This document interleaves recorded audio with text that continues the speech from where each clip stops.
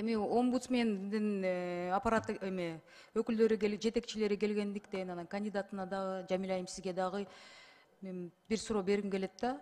Мына акыркы 2 күндө массалык маалымат каражаттарында, соц тармактарда, жалпы Кыргызстанда болуп жаткан журналисттерди куугунтуктап атат.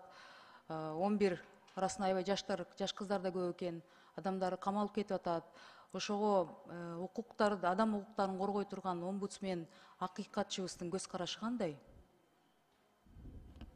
Чоң рахмат сурооңузга. Бир нече күн болду. Акыйкатчы институту бул маселе боюнча өз пикирин билдирди. Пресс-релиз бердик. Ошол биздин оюбузча журналисттердин укуктары сөзсүз тебеленбей, журналисттердин укуктары сөзсүз корголушу абзел. Анткени бул сөз эркиндиги, өз пикирин эркин айтуу бул биздин конституциябызда белгиленген. Адам укуктарынын жалпы декларациясында белгиленген, жарандык жана саясий укуктар жөнүндө эл аралык пактта бул нормалар белгиленген жана журналисттин кесиптик ишмердигин коргоо жөнүндө Кыргыз Республикасынын мыйзамында кепилденген. Мен бул суроону эмнеге берип атам, Жамиля айым? Сиз мурда башкы прокуратурада иштеп кеткенсиз, укук коргоо органдарынын системасын жакшы түшүнөсүз. Жаныбек мырза УКМК системаны жакшы түшүнөт да, соразмерность эмне дегенди жакшы билесиздер да.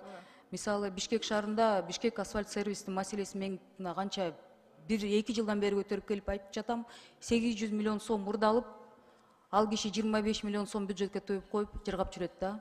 А Бишкекте 50 чоң көчө жасалбай калды. Бирок ошол эле убакытта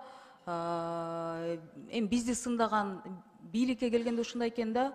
Саясатта жүргөн адамдар массалык маалымат каражаттардан журналисттердин критиканы алабыз, биз ага көнүш керекпиз. Кыйын убакытта биз журналисттерге жалдырайбыз. Кыйын убакытта мен өз башыман өткөн нерселерди айтып атам да. 2005 жылдары мен атамды Бакиев таратып кеткенде ошол эле Ата Азаттыкка, ошол эле 24 KGге, ошол эле Аки Прессте журналисттердин аркасынан чуркап, мен да позициямды берип койгулачы деп сурангам да. Ошол убакыттарды мына 20 жыл өттү. Бүгүнкү күндө деген башка түшкөндө биз деген журналисттин аркасынан чуркап интервьюге берип койгула, коркпогула бийликтен деп суранчыбыз да. Анан бирок ал кездерди унутуп калып туруп кайра эле журналисттерди куугунтуктаган деген туура эмес деп айтылып атат. Ошону сиз омбудсмен катары ушуну деген өкмөттүн жыйындарына дагы айтышасыздар, укук коргоо органдары менен сиздердин мамилеңиздер да бар да. Ошого бир мындай түз көз караш менен түшүндүрмө иштерин мен ойлойм журналисттердин арасында эмес, түшүндүрмө иштерин укук коргоо органдардын өкүлдөрү, жетекчилеринин арасында жүргүзүш керек деп. Макулсуздарбы? Жаныбек Сүйүнбаевич, сиздин ой пикириңиз кандай? Эльвира Жыргалбековна, туура айтасыз.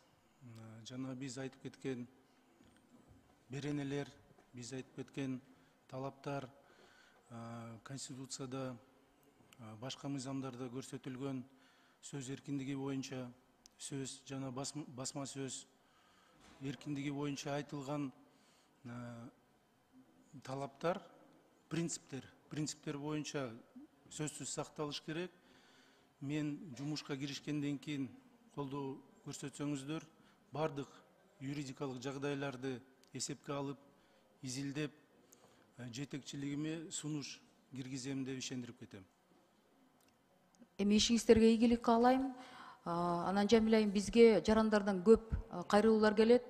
Ошол каттарды сиздерге жөнөткөндө суранычта Жанбек Сүйүнбаевич, сизге дагы ошол адамдар менен парламенттен көп каттар келет да. Сиздерге жөнөтөбүз көптөрдү.